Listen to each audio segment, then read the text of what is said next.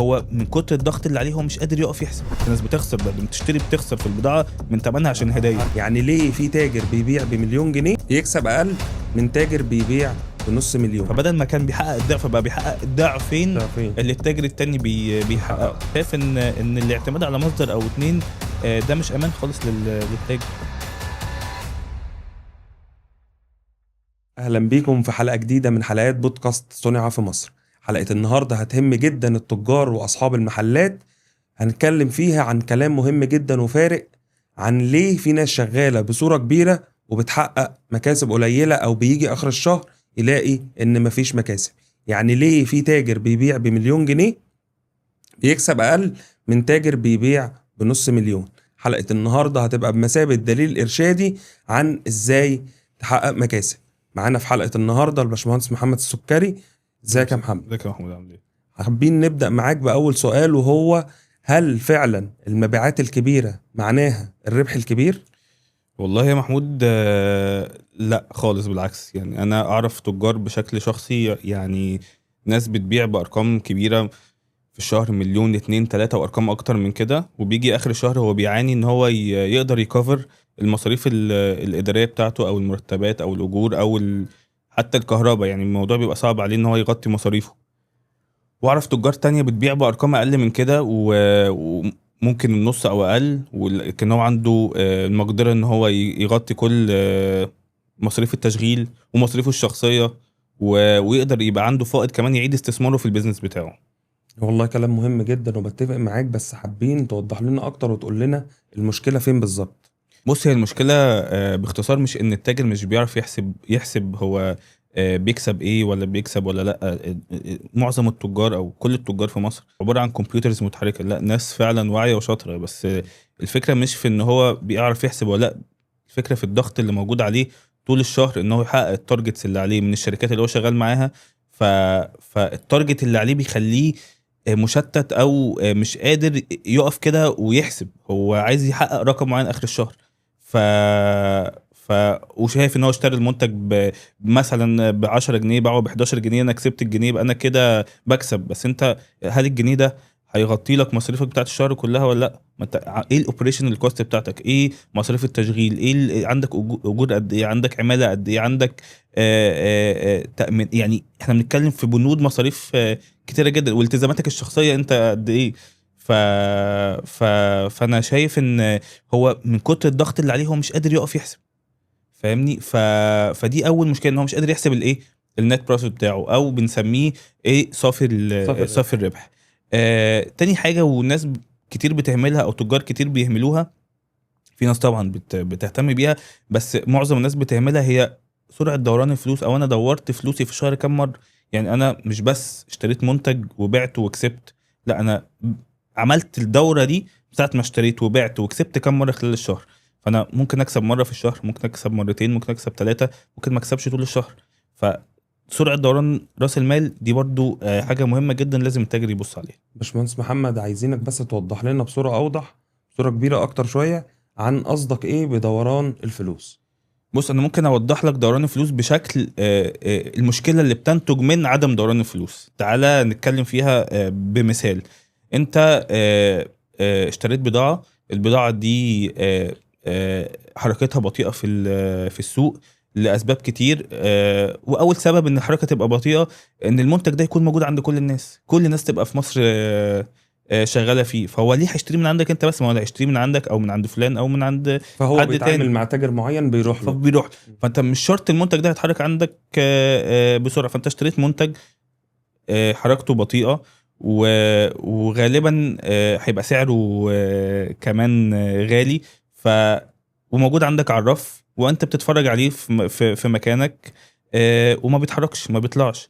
فالازمه هتحصل انت طول الشهر عندك عماله طالبه منك مرتبات هتطلعها، عندك كهرباء للمكان هتطلعه، عندك تأمينات على العمال بتاعتك هتدفعها، عندك اي مصاريف هتجيلك خلال الشهر ايه لازم هتدفعها. لازم لو انت ما طلعتش البضاعه اللي عندك وكسبت والمكسب ده غطى معاك المصاريف بتاعه الشهر دي، يبقى انت هتبقى بتصرف منين؟ يبقى أنت هتبقى بتصرف من راس المال، هتبقى بتبيع البضاعه بتاعتك علشان تلم فلوس تسد بيها ايه، الالتزامات اللي عليك. فتيجي اخر الشهر تلاقي نفسك بدل ما بدات مثلا براس مال مثلا على سبيل المثال مليون جنيه بقى 900، وهيحصل تآكل لراس المال ده مع الوقت وانت مش حاسس. واصعب واوحش حاجه ممكن تحصل لاي تاجر هو ان راس ماله يحصل فيه يبقى تآكل. بيقل. بالظبط.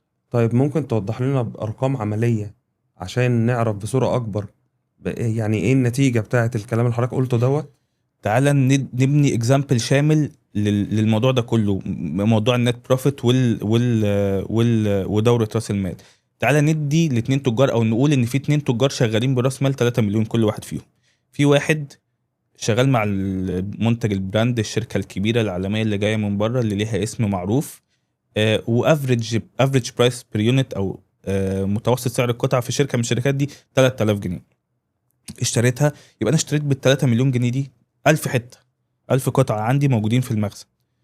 ال1000 قطعه دول عشان المنتج ده موجود ومنتشر وعليه خصومات وبوانص وحرق، وفي اخر السنه هديه لازم الحق اخدها، فلازم ابيع اكتر، فبضطر اكسب قليل.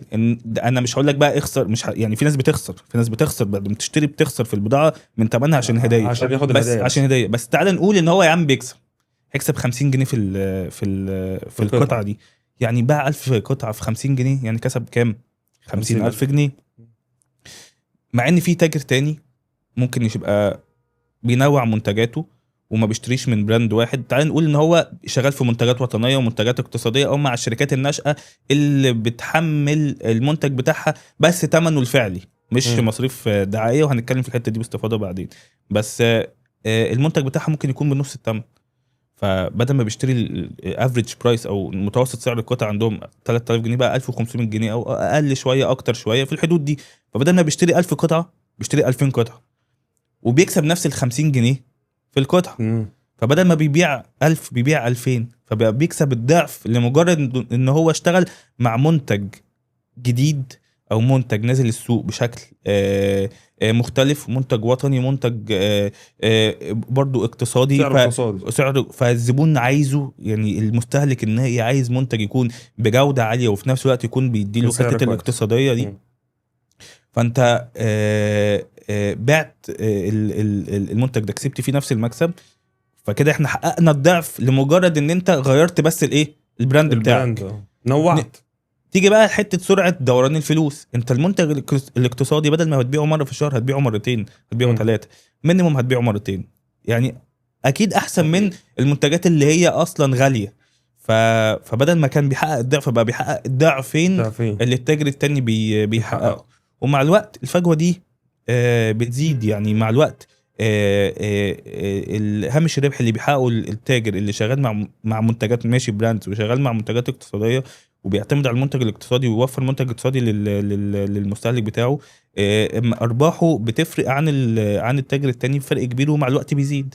بس معنى كلامك ان ده فرق كبير، ومعنى كده ان التاجر التاني بيكسب اضعاف كتيره جدا عن التاجر اللي بيشتغل في منتج واحد. ده حقيقي، مع الوقت بيحقق اضعاف، مع الوقت الفجوه اللي انا بقول لك عليها بتاعه انا بكسب قد ايه كتاجر شغال في منتجات اقتصاديه وبخدم زبون المنتج الاقتصادي، بكسب اكتر من اللي شغال بس على المنتج البراند اللي باسمه معين وبشكل معين. يعني الفجوه دي بتزيد. وفي حاجه تانية عايز اوضح او اشير اليها، حته السيوله.